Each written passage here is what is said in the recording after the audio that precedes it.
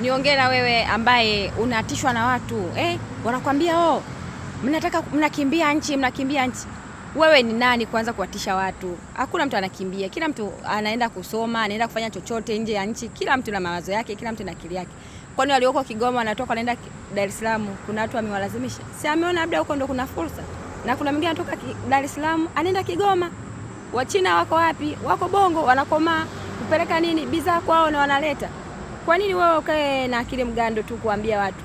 Wewe ni nani kama serikali yenyewe inapeleka watu kufanya kazi nchi za watu? Acha watu wakatafute maisha, waje watengeneze nchi yao. Wewe vipi? Usisikilize au wanaosema mnaondoka tuipange nchi. Kwani wewe ukiipanga hata mwingine akienda huko kama ameenda kufanya kazi akapata pesa, sasa atahudumia ndugu zake, sasa atakuja kujenga nchi, atajenga nyumba, atafanya biashara, kwani atolipa kodi? Acha akili mgando ndugu yangu, usisikilize watu, fanya kwako. Kwa mtu anasema sijui nini komaa, wala usisikilize.